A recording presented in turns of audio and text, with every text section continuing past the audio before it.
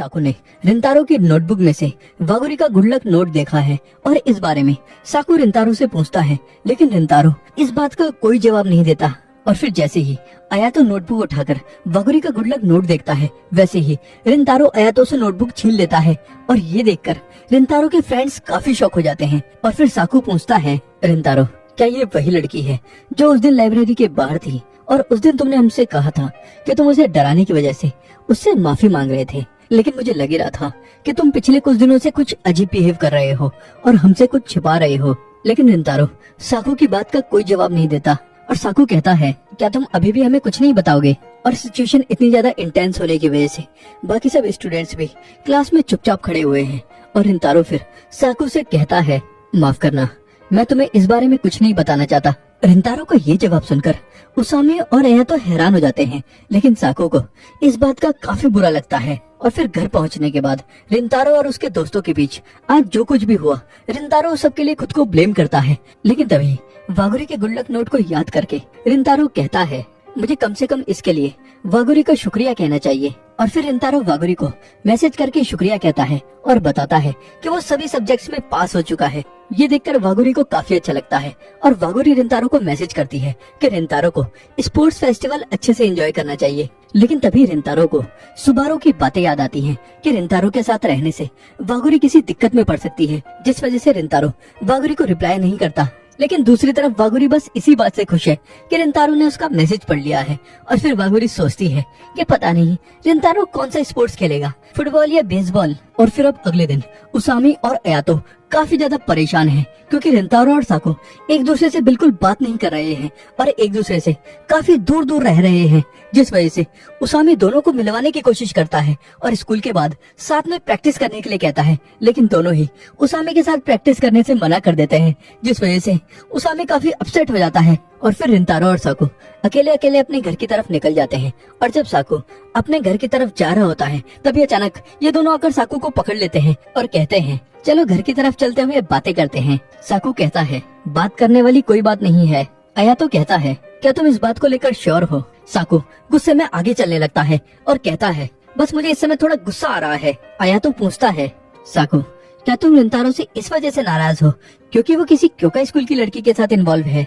साकू कहता है, ये बात नहीं है और मुझे बुरा इस बात का लगा है कि उसको हम पर भरोसा नहीं है और मुझ जैसा इंसान उसी की वजह से चिदोरी में फिट हो पाया है और अगर कोई बात है तो मैं उसकी मदद करना चाहता हूँ। उसामी कहता है, ये बात तो है कि रिंतारो कमाल का इंसान है और वो बिना सोचे समझे लोगों की बहुत मदद कर देता है। हालांकि उसे इस समय नहीं पता होगा कि साकू तुम कैसा फील कर रहे हो और वैसे हम ही वो इंसान हैं जिनको पता है कि रिंतारो कितना कूल है। और फिर आयातो कहता है, साकू शायद तुमने नोटिस नहीं किया होगा, लेकिन रिंतारो ने क्लासरूम में कहा था कि वो इस बारे में हमें नहीं बताना चाहता और ये शायद पहली बार है जब उसने अपनी जेन्युइन फीलिंग्स हमारे साथ शेयर की हों।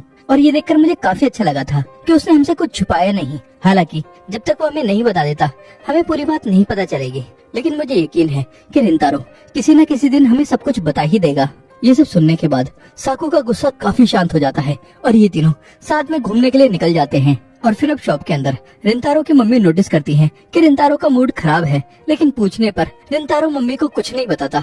और फिर मम्मी कहती है, क्या तुम एग्जाम में फेल होने की वजह से उदास हो? लेकिन रिंतारो बताता है कि वो एग्जाम में पास हो चुका है। और ये सुनकर रिंतारो की मम्मी काफी शॉक हो जाती है और कहती है, सच सच बताना कि तुमने एग्जाम में पास होने के लिए चीटिंग तो नहीं करी? रिंतारो कहता है, ऐसा बिल्कुल नहीं है। और तभी शॉप के अंदर वागुरी आ जाती है और रिंतारो काउंटर के नीचे वागुरी से छिपने लगता है। और वागुरी रिंतारो की मम्मी को बताती है कि उसके मिड टर्म एग्जाम्स में काफी अच्छे नंबर आए हैं, जिस वजह से वो खुद को यहाँ पर इनाम दे रही है। और फिर रिंतारो की मम्मी जब रिंतारो के बारे में वागुरी को बताने वाली होती है तो रिंतारो मम्मी को चुप रहने के लिए कहता है, लेकिन मम्मी जबरदस्ती रिंतारो को पकड़कर खड़ा कर देती है और वागुरी को बताती है कि रिंतारो मिड टर्म एग्जाम में अच्छे से पास हो चुका है। लेकिन फिर मम्मी नोटिस करती है कि रिंतारो किसी बात को लेकर परेशान है, जिस वजह से मम्मी किचन में जाते हुए रिंतारो को वागुरी का ऑर्डर लेने के लिए कहती हैं। और फिर वागुरी हाई फाइव देने के लिए अपने दोनों हाथ हवा में उठाती है, लेकिन रिंतारो कहता है, तुम ऐसा क्यों कर रही हो?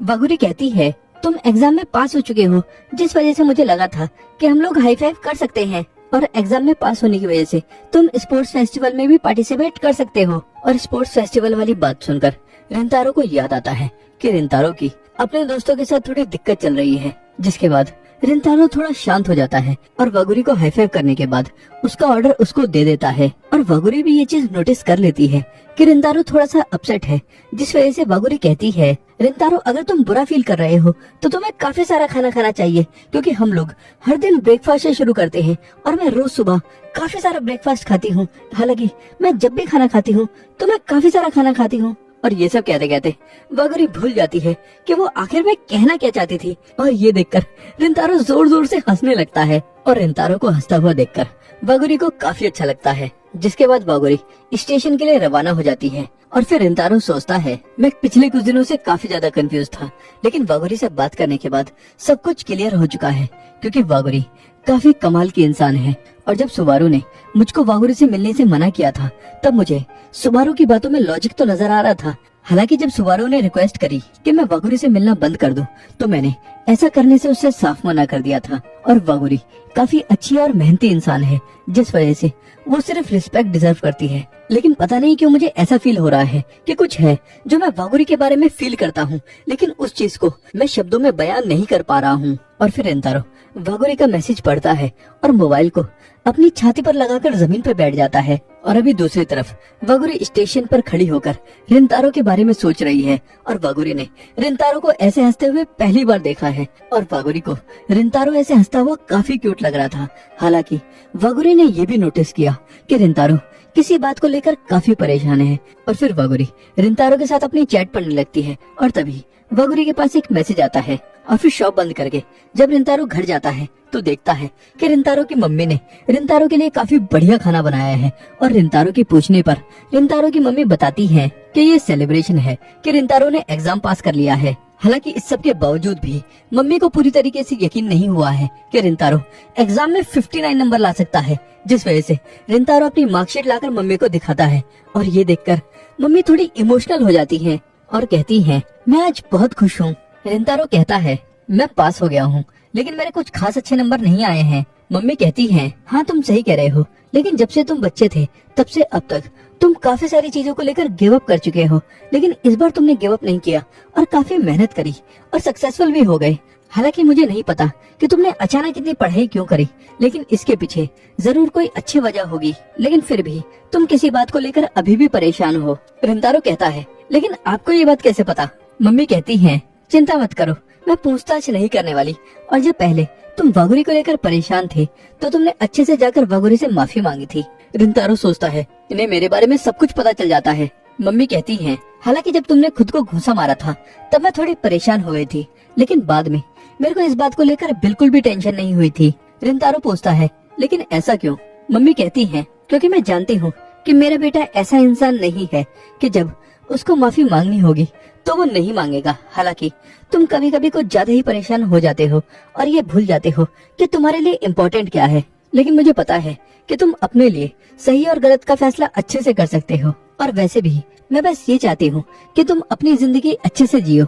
फिर अगले सीन में हम देखते हैं कि वगुरी सुबारू का मैसेज पढ़कर सुबारू से मिलने के लिए पहुंच चुकी है, और सुबारू ने वगुरी को उस जगह पर मिलने के लिए बुलाया है जहाँ पर ये बचपन में बहुत खेला करते थे। और फिर वगुरी पूछती है, हाँ सुबारू बताओ कि तुम किस बारे में बात करना चाहते थे? सुबारू कहती है, मैं रिंतारो के बारे में बात करना चाहती हूँ। और यहाँ ये एपिसोड खत्म होता है।